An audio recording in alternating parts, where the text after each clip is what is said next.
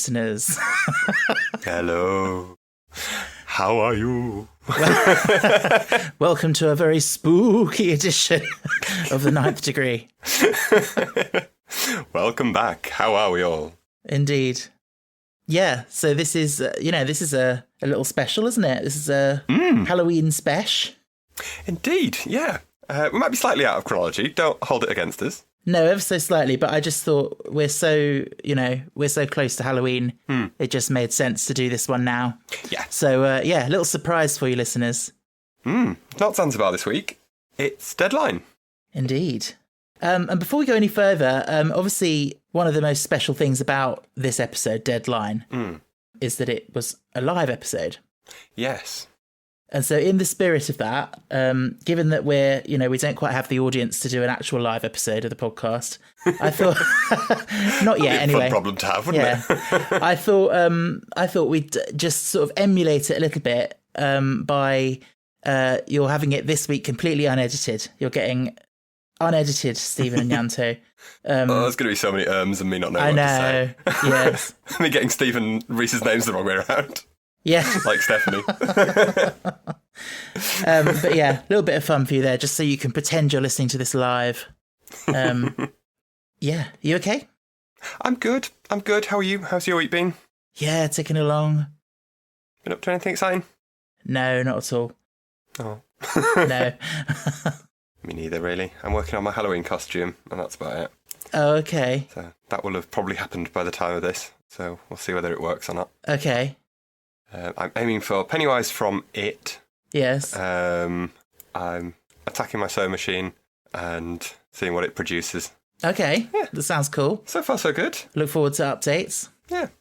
Shall share photos. So last time we were on the podcast, it was for the end of Series 3. We did Private View. Can you remember what our hidden episode title was? What was it? Boo to a Goose. Boo to a Goose. Woo! Yeah, no flashback today, because I'm not doing any editing. No. You'll have to take our word for it. It was when we were talking about Jean. Yeah. The character. Did you spot it? See if you can spot this week's. Yes. But yeah, let's dive in then. So, yeah, how exciting that they got to do a live Halloween special. Yeah, that's so cool. And it's it makes sense for this sort of thing. Like I saw an interview with Reese where they were being pitched it, like someone gave them the idea of like, do you want to do that? And they were like, nah, everyone does it. Even EastEnders has done live ones every like now and then. It's like, it's not special. And then they hit on the idea of, what they could do with it. Yes. And they were like, oh, actually. But God, it must be terrifying. Oh, yeah. I mean, yes, ostensibly, like, it's the same as a theatre thing, like the theatre's live. But if you mess up on stage, yes, you embarrass yourself in front of 1,500 people. That's it. And it's only in their memories. Whereas this, if you mess up, you're doing it in front of untold thousands or millions of people. Yeah. Then forevermore, it's on iPlayer and stuff. Like, I could, like, the stage fright to do that is just... It must be nerve-wracking. Yeah. Definitely. Because it's not just as well as you're on stage, you just rely on yourself and the other actors to get you out of it. But in this, there's more to it than that, because there's the whole technical aspect that can go wrong as well, as obviously it does in this episode. But... Yeah.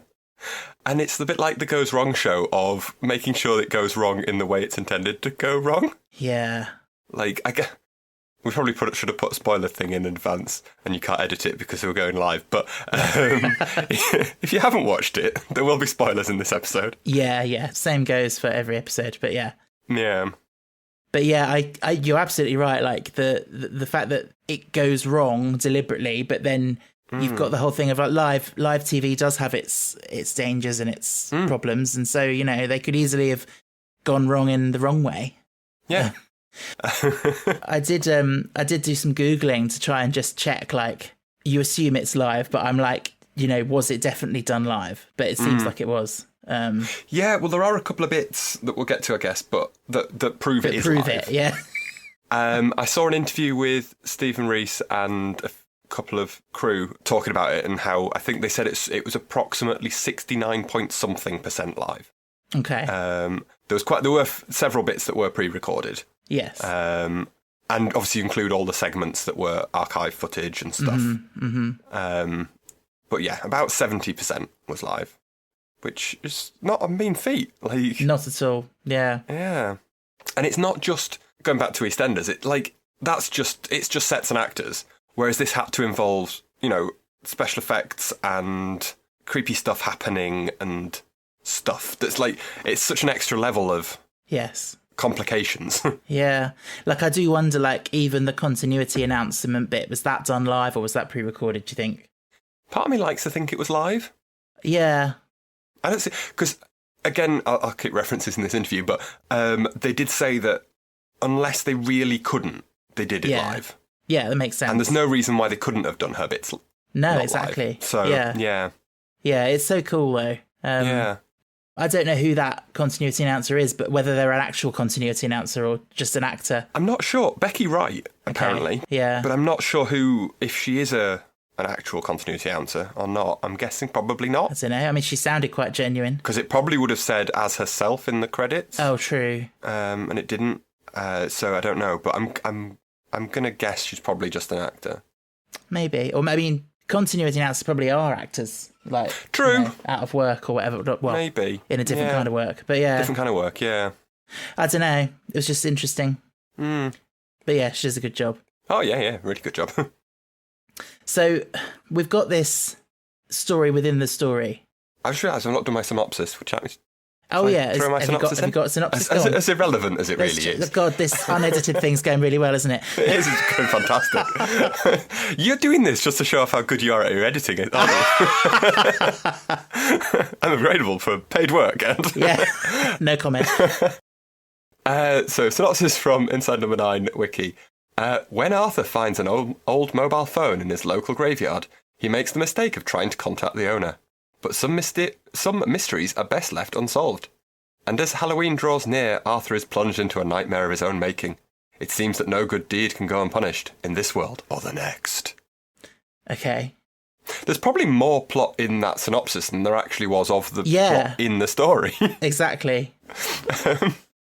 Yeah, so that's what I was going to say, like this fake story, essentially, that we're led to believe is what the episode is going to be. Yeah. It's really interesting because it's like, it's so bad.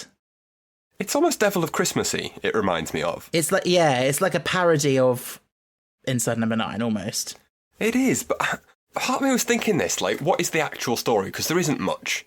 But then I guess when you think about it, a lot of Inside Number 9 doesn't have much of a story if you just summarised it up. Like Diddle Diddle Dumpling.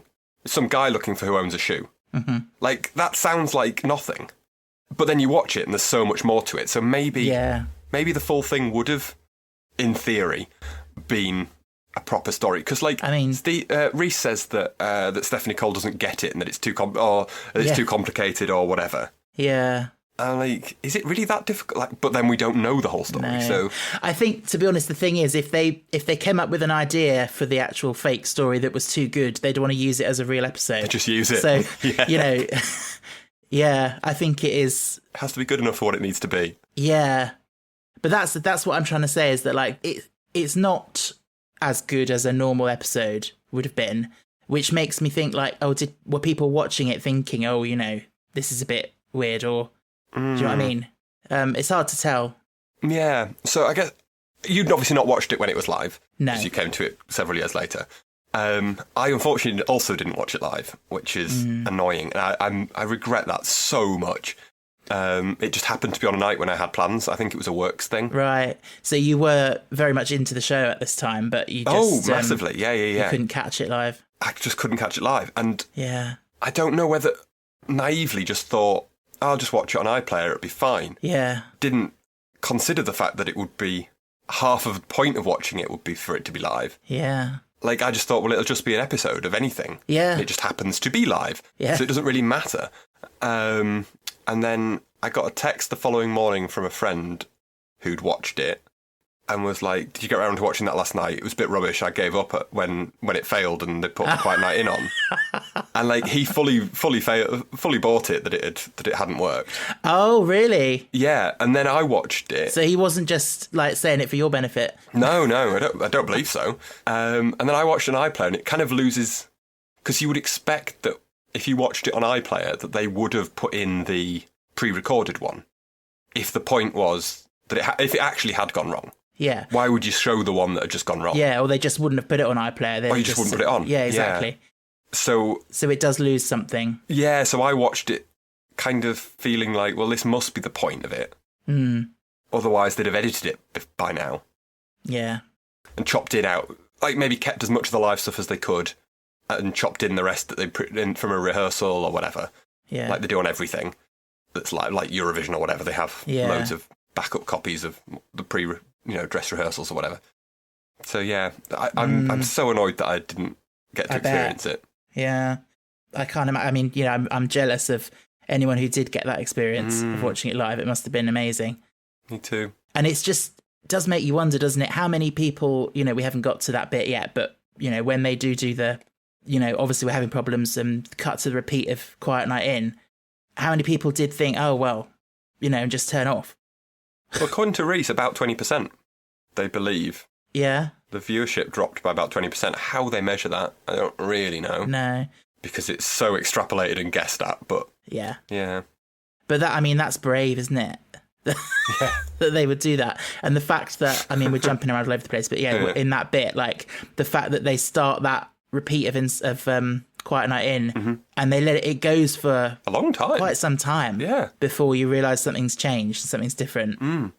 And it's quite a slow opening episode as well. So you could forgive people for just being like, well, I won't bother. Yeah. The thing for me is, though, that what confused me is that when it's about 10 minutes in, I think, by the time they start the repeat. Yeah. And I'm like, surely they've only got a half-hour slot for this thing. So if they're starting the repeat at 10 minutes past, like, how is that going to work? But yeah. Yeah, I suppose. They maybe had... I guess, would you have a contingency of 5-10 minutes? I suppose, yeah. That the schedule can be shuffled about a bit. Yeah. Like, it's 10 o'clock, 10:30 at night on BBC Two. Like, how strict do they really have to be? I suppose, yeah. Like, it's not, 7 o'clock. Oh, I think your mic just dropped off there. Did you knock something? I don't know. I don't think so. Okay. Not this week. Well, I can hear you again now, so it's all good. Oh, good.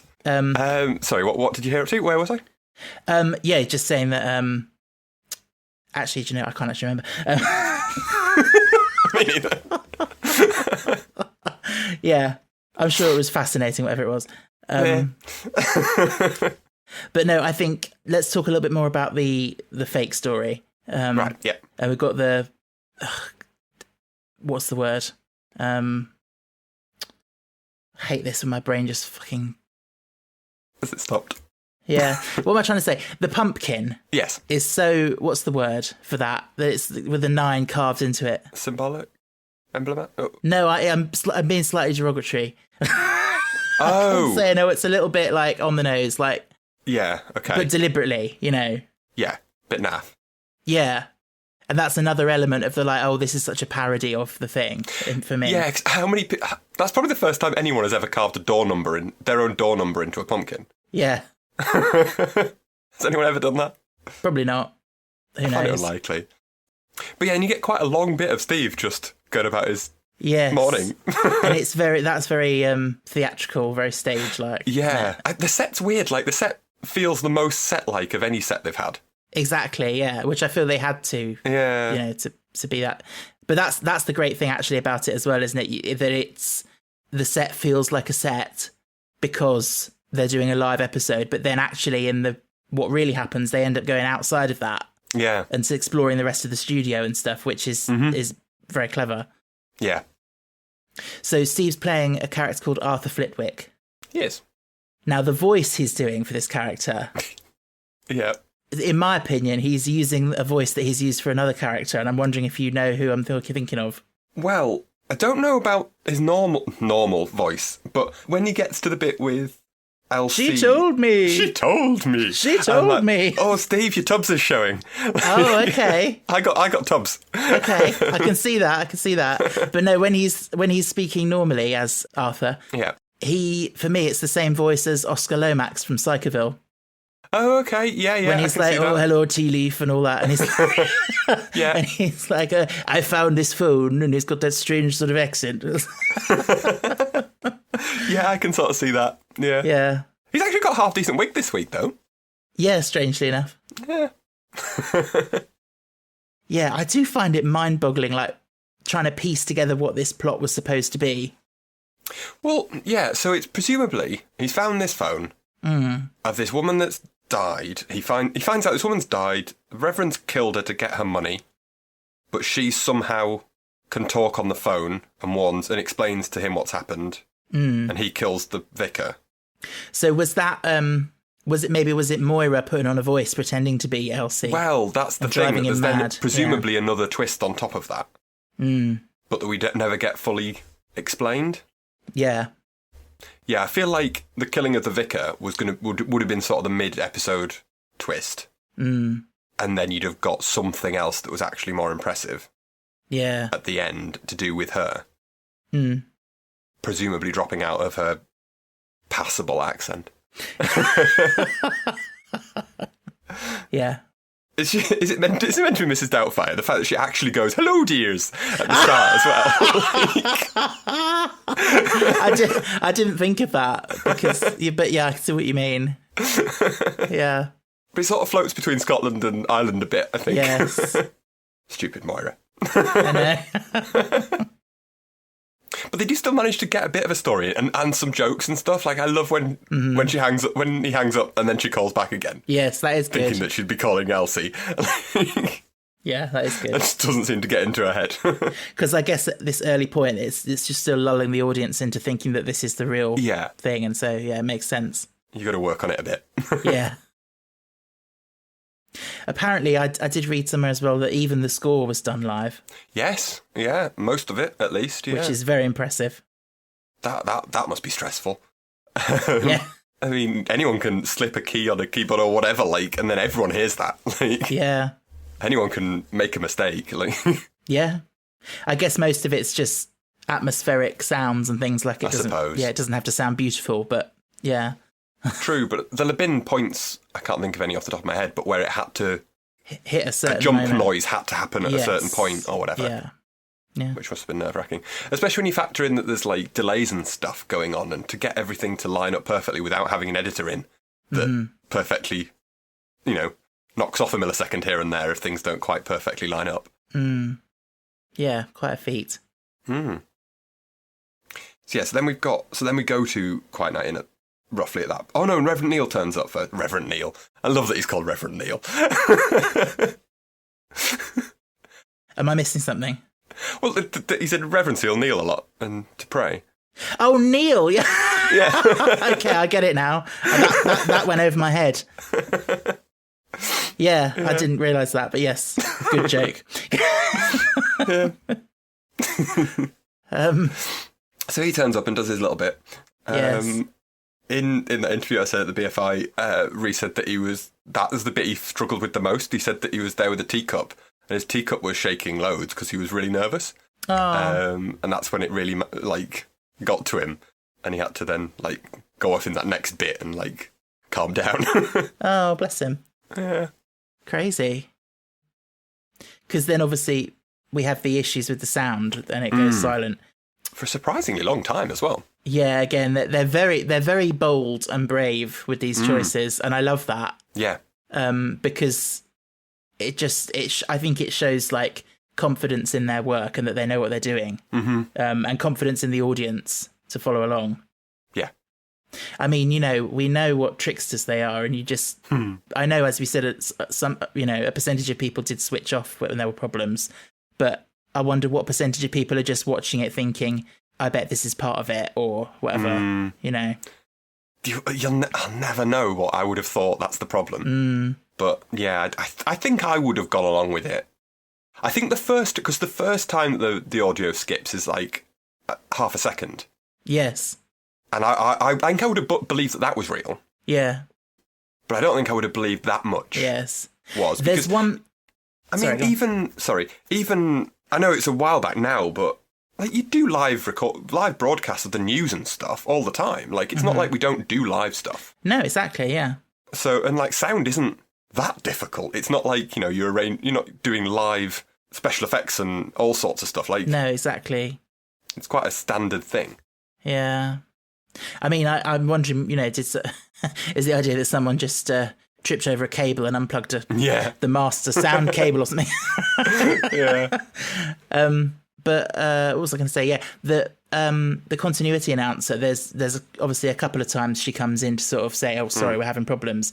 And the first time she does it, I really buy it. But I think it's the second time she comes in and she says, "Well, we've got a few gremlins in the studio," and that's to me when she starts to sound like she's acting rather than just being genuine. If that makes sense. But that's just me. Yeah, maybe.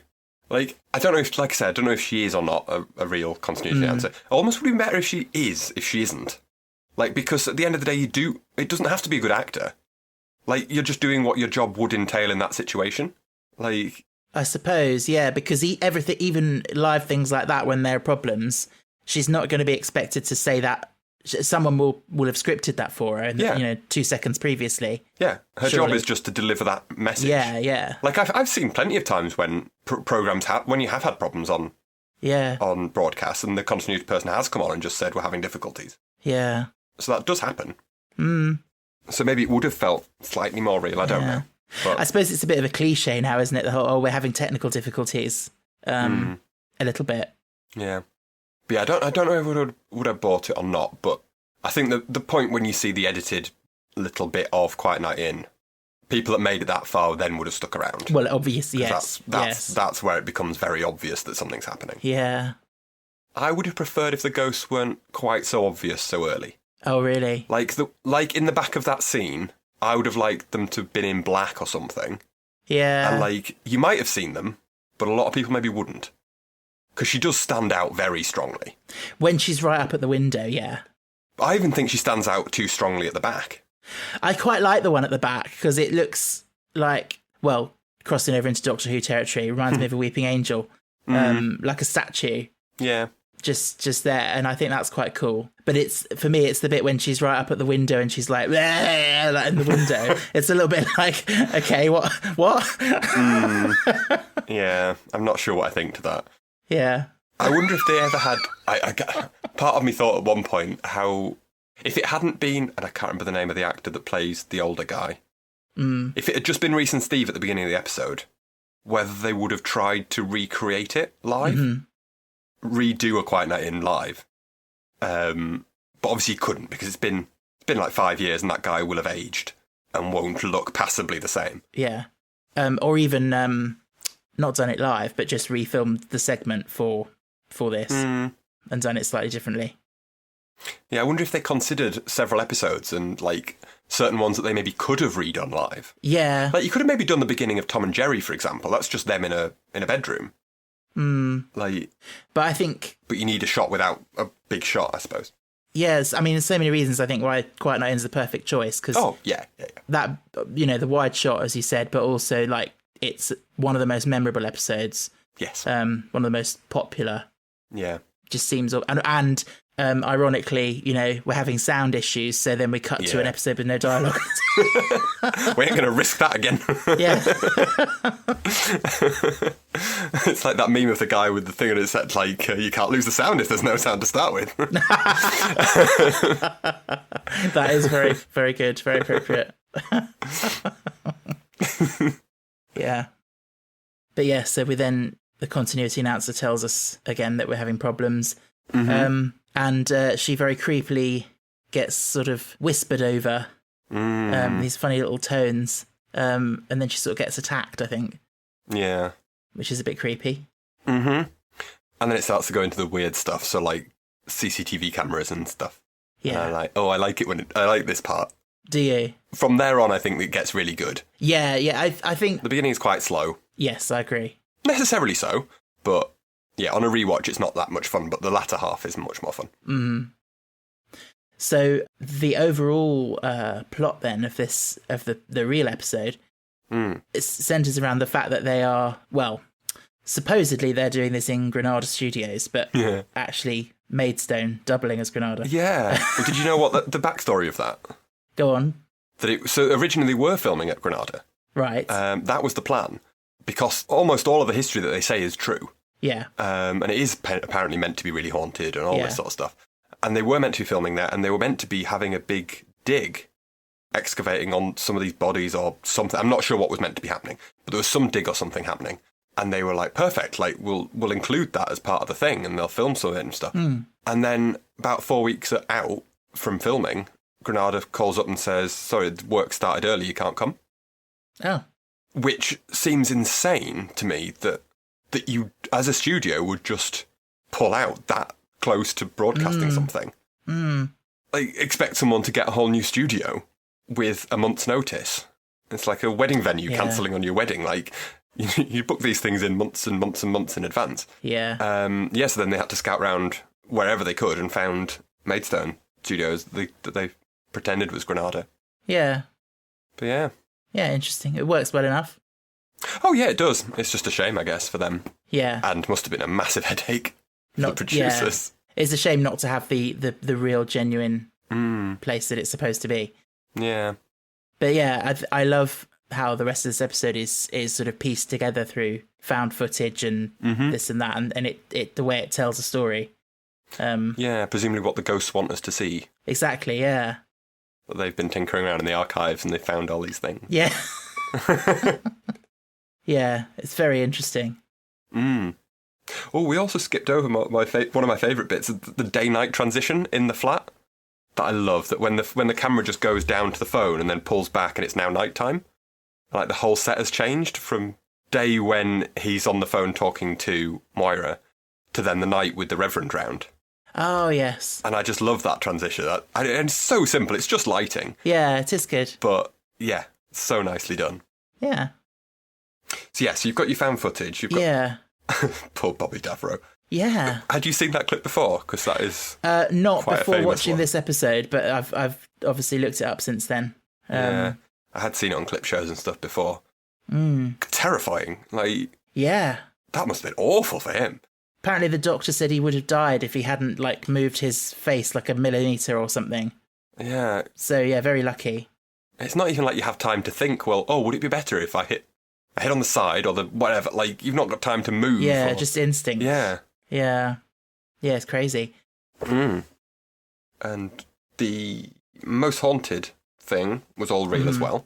So that was archive footage, which is really cool. I find that, like, obviously I know it's real, but I watch it and it feels like a parody. I honestly can't believe it's real. Yeah. When that man is doing like, oh, yeah, there's one astral that comes to me almost immediately. Yeah. And then the women are sort of like, did you say he worked here? Like, they're so, like, serious about it. I wasn't sure about that bit, whether that bit was live or not. No, was real or not. Was real. I think it is. Because they're referencing this guy that's died, that the what's he called? Alan Starr. Alan Starr. Well, I think they're retrofitting it to maybe to relate to that. I think.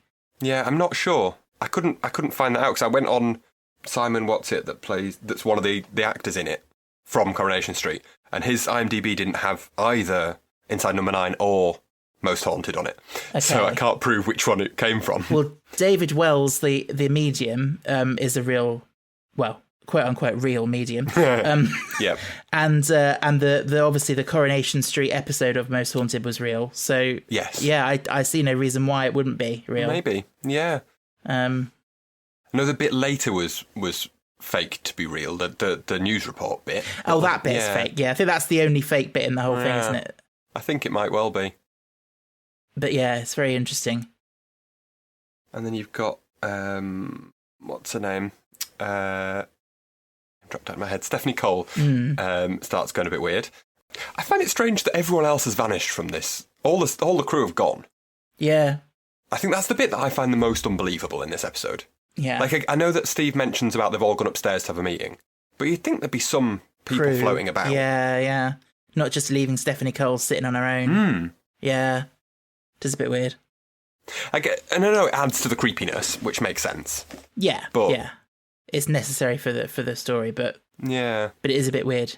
You'd think you'd have runners and stuff just kicking about, in case you needed anything or anyone wanted anything fetching. Yeah, like presumably there's issues with the sound as far as we know at this point. Like, you'd think there'd be someone running around checking cables and mics and stuff. Yeah, but unless they know, in quote unquote, what the problem is, and it's nothing to do with that, like. Yeah. The system's telling them that it's this that's wrong. Yeah. Like, and that's what they're investigating. But yeah. Yeah. I was going to say we might be overthinking it, but I think that's the kind of the point of the podcast, isn't it? A little bit. Yeah. Yeah.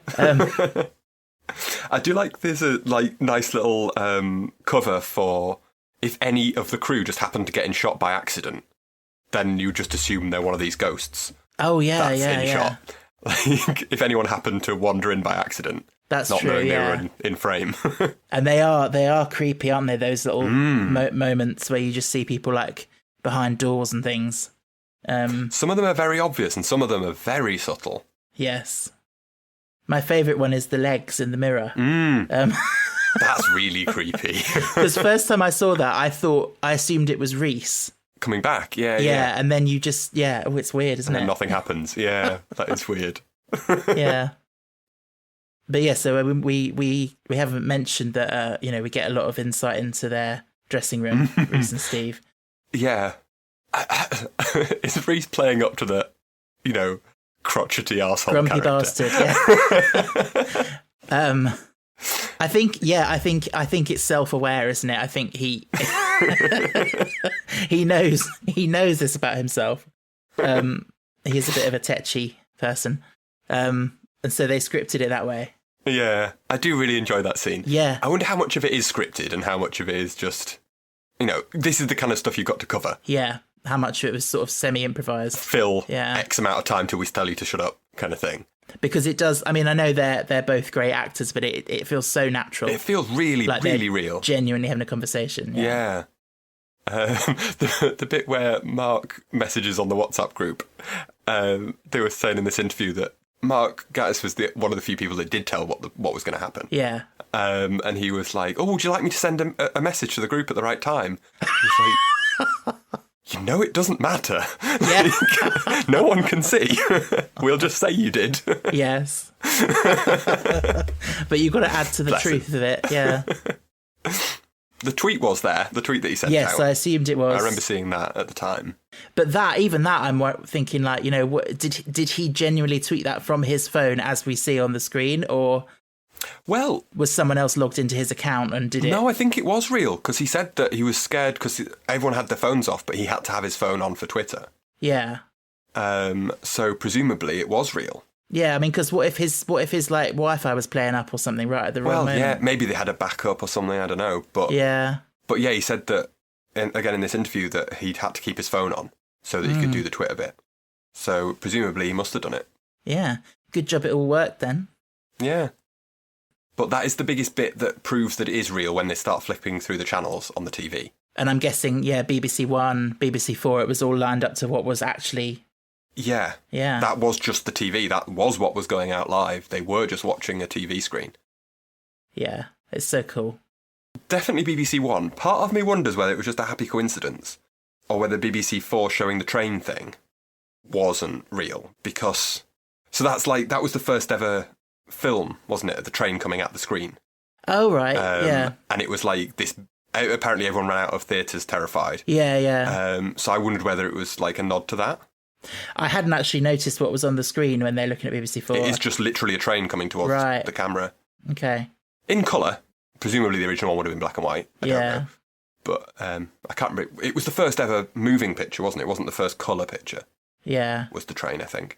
Yeah. So yeah. But yeah, I do love that scene. It is so believable. Yes. And they just start talking about things like repeat fees and like... Yeah. I just love when he's seeing what they're saying on Twitter and everyone's saying, is this part of the twist? They'll do fuck off. Yeah. I hope he's not as miserable in real life, but I don't know. No. Yeah, I've just got a note in my thing that just goes miserable Reese. Yeah.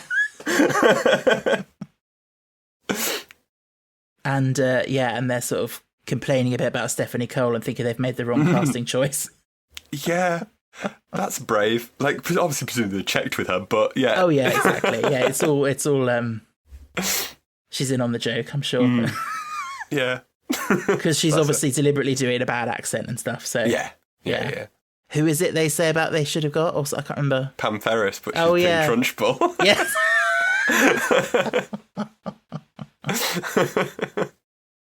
So then we go to, I don't think I'm skipping ahead, we go to the bit that's in theory the pre-recorded bit. Have I missed anything? That's my next in my notes. Oh yeah. Oh, I just wanted to call out Reese saying as well, I've got no interest in television, have I? Yeah. It's quite funny.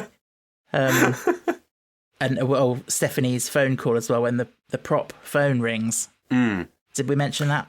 Oh no, yes, I think is that before or after? No, that's before that. I've got it before, yeah. Yeah. So she gets a call from Alan.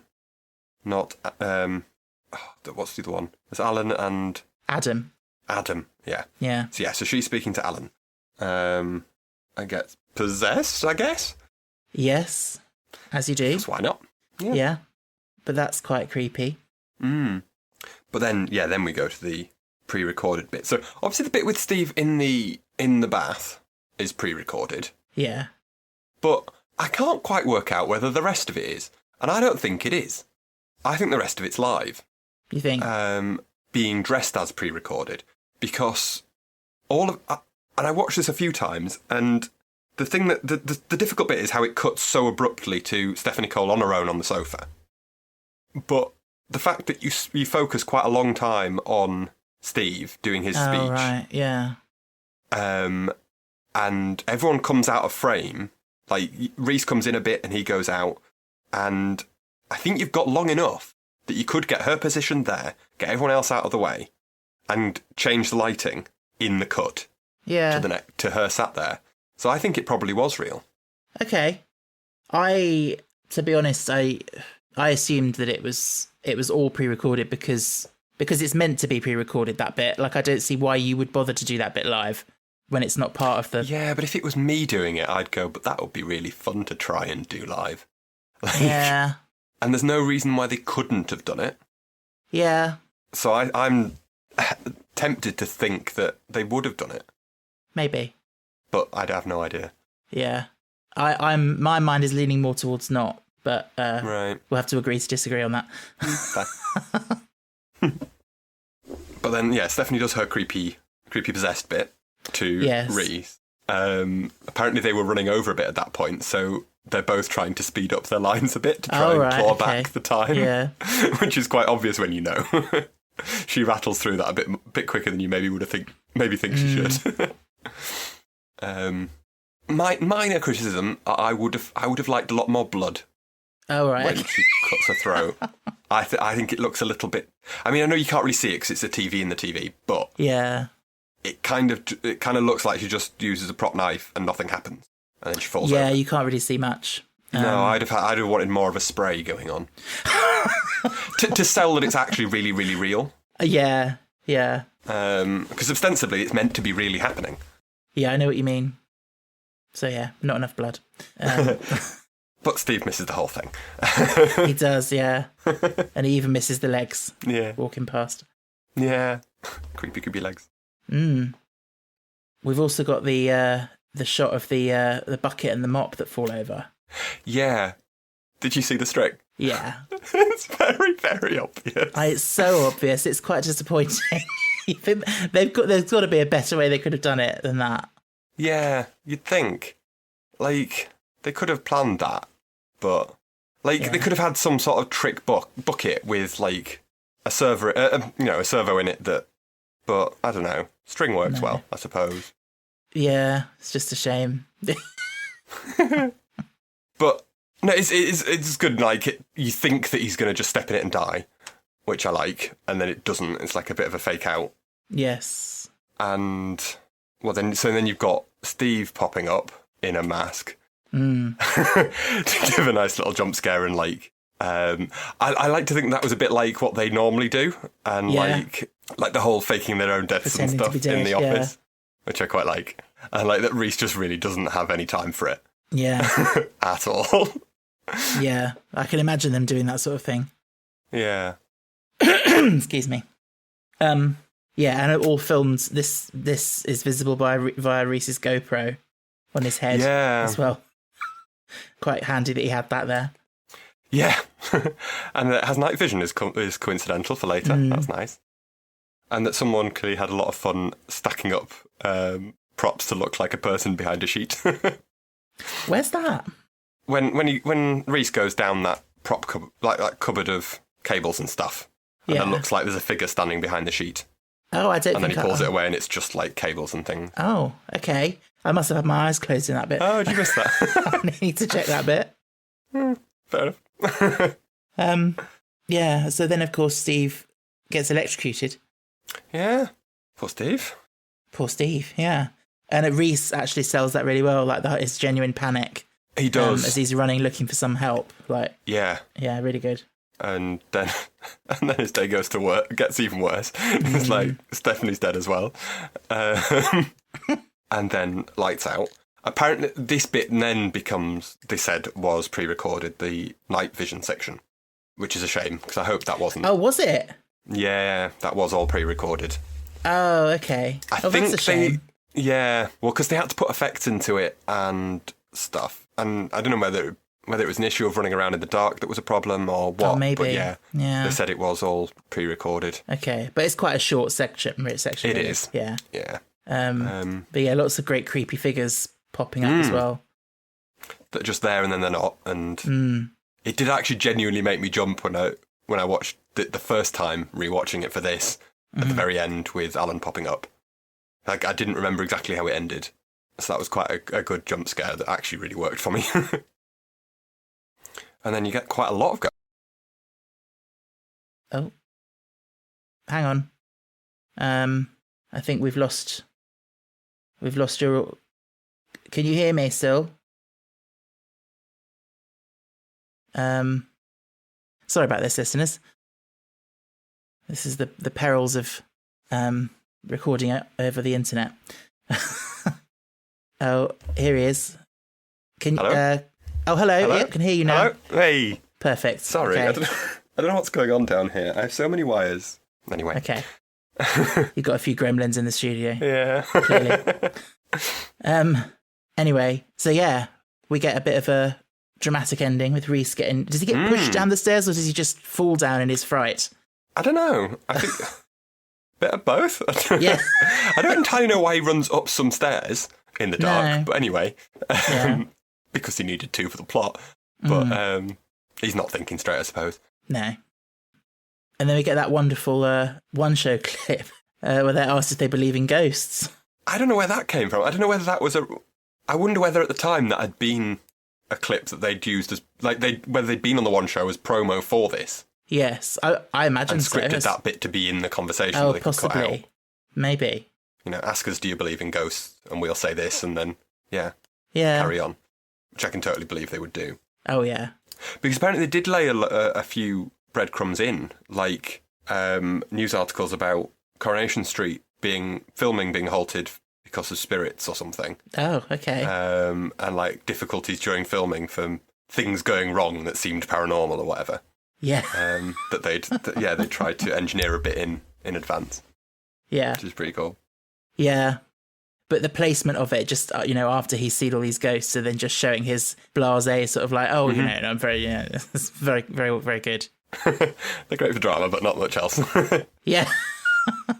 I think we both know the answer to this, but for the purpose of the podcast, I want to ask you, do you believe in ghosts? I don't think so. The thing that... it's the same with... Like, it's always just Victorian children. Like, you never get haunted in, Morrison's. In, the rice and pasta aisle or something. That is very true, you don't. You don't. It's never some, Mum of three in a shell suit pushing a ghost trolley. Ghost from the 80s, yeah. Yeah. It's never that. It's always... They seem to stop happening in the 1900s. Yeah. They were the last ghosts. Yeah, very true. Just slightly tangent, but have you ever watched Ghosts, the series? I've not, no. Okay, so there's a US spin-off of it, which is a rare occasion where I actually think this US version is possibly better. Oh. But one of the ghosts figures out his power is to be able to leave the property. So he goes off and explores, and he ends up at a Walmart, and he runs into two other ghosts that died there in a Black Friday stampede, and one of them is carrying a TV for all eternity. Oh my God. I so think it's funny. brilliant. Yes. No, I'm with you, really. I think, same as what Reese says, I love the idea of them. I think they're very cool for stories and drama and stuff, but yeah, no such thing. I think it's unlikely. Yeah, having been on a residential trip with some 9 and 10-year-olds, and for many of them, it's their first time like spending the night away from home. And then you've got, some of the more cocky kids telling the others, oh, there's ghosts. And then all through the night, like run into each other's rooms and saying, oh my God, there was a bloody handprint on my sheet and all that. Or were you just half asleep, little Tim? Yeah. Yes. Yeah. So then the very last, well, not quite the very last thing, but you get the moment of them being shot in the head from Quiet Night In. Yeah. On this sort of loop. Yeah, I counted how many. Do you want to guess how many times? I wondered if it might be significant. Well, since you've asked that, I'm going to guess 9. No, I thought that might be the case. No, 15 times. Oh, right. Okay. And I don't really know why. But, yeah. Just felt right, I guess. It seems to go on for a very long time. It does, yeah. And I don't really get, and assuming it's just the ghosts being like, this is what we think of you. Like, yeah, we want to shoot you in the head sort of thing. I guess. Look, we won. I don't know. Yeah, but it's a bit weird. It is. And then we get the final just ghostly voice, let us be. It's nice that they let them play out the credits, isn't it, though? The ghosts. People put work into this. We're still going to show their credits. Yeah. That's a good point. So there we go. Now, something that I realised that now we need to talk about that I completely forgot to even look up at all. Ah. I did not spot the hair this week, and I completely forgot it was even a thing. Like, I was so engrossed in the episode that I totally forgot to even look for it. Yeah. Did you have any luck? No, it crossed my mind that it would be somewhere, but I didn't spot it. Shall I have a look? Yeah, let's see what Google says. This will be fun for the live thing. Yeah. Tappy-tappy-tap. How to find the hair? Doobie-doobie-doos. Oh, go away, cookies. Tempting fate. Deadline. It's on the table in the entrance hall of the fake flat. Oh. Looks like it's Steve putting down some papers or something. Oh, no, it's above. It's that table that the bike is propped up against. Oh, right. It's on top of there. Okay. Just in the middle of the table. Cool. That sort of sideboard. Fair enough. Okay. And I guess we need to give it a rating out of 9. This is so hard to do in that very tricky. Neither of us watched it live. Yeah. I think if I'd watched it live, it would be a 9. Oh, really? Just because I think of how ambitious it was, how well it went, how innovative it was. And I feel cruel not judging it like that because I didn't get to experience all of that. And I remember when I did watch it the first time, being a little bit underwhelmed because I knew what was going on, or had a very good suspicion at least. I know I'm quite generous on these things, and I do want to give props to their, how much work this must have gone into this. Yeah. I'm going to go an 8. I did really enjoy it. Okay. And even more so on these rewatches. That's fair enough. Can I help you? Come on, quickly. Oh, surprise guest. I know. We're not editing this episode, so you're going to be present in it. Say hello. Say hello. Huh? This is my boyfriend Ben. He's coming to get a drink. Have we got ghosts? Come on. Are you editing it? You okay? I need a drink. Okay. Be quick then, because I'm in the middle of I'm about to rate the episode. 10. We do only go up to 9. 3. We're getting an about time crossover. Your shirt's still in the washroom. I know. I couldn't spin them while I was about to record. Sorry about this, listeners. Oh, what are you doing? Having a bicky. God. Oh, Hey, have a biscuit. Don't mind, but just be quick. I am being quick. I fancy a bicky. Okay. Right, I'll see you in a bit. Ask your auntie if he's ever watched Futurama. Did you hear that? Oh, good shout. I like Futurama. Good. If that's what it was. Yeah. Yeah, it's his new obsession. Okay. So What do you rate? what do I rate it? Yeah, it's like we said, it's so hard, isn't it? I agree with you. I think it's obviously a hugely impressive feat. Yeah, I think I'm gonna say 7. Okay. So slightly under what you put, but still up there. Mm-hmm. Like, unavoidably, it does lose something when you just watch it on iPlayer, and it's not the same. But trying to imagine what it would have been like, I think it's very impressive. Yeah, I know it's a long way away yet, but it's a similar thing to how I felt with 3x3 when we get to that. Oh, okay, yes. Yeah, but we'll get there eventually. Yes, we will. So that was a lot of fun. I have got a message here that's come through on Instagram from Kira. Oh, hi, Kira. I thought it would be nice to read out. Kira says, "Hi, hope you're having a lovely day. Just wanted to drop a quick message to say I love the show and have found myself always catching up on it when I've been lucky enough to be travelling to see one or both of the boys at a live show or event over the summer." Oh, Obviously a mega Reese and Steve fan. indeed. Just finished Devil of Christmas on my way to the opening night of Stage Fright, and it's put me in the best mood. Keep up the good work and lots of love. Oh, Cool. thanks, Kira. Yeah, thank you for that. That's lovely. Glad you're enjoying. And listeners, we hope you've enjoyed this unedited disaster of a nightmare of an episode. Now you know why I edit. Yeah. Proof of how good you are. Well, that's not for me to say. People will see how terrible we actually are at this. It's chaotic, that's for sure. Not quite as chaotic as my other podcast, though. Yeah. But yeah, we'll be back in due course. What are we coming back with? Well, we'll be back. Oh, fuck's sake! We've lost you again.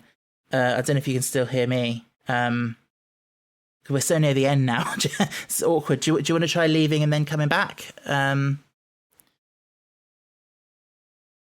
Sorry, listeners. Bear with.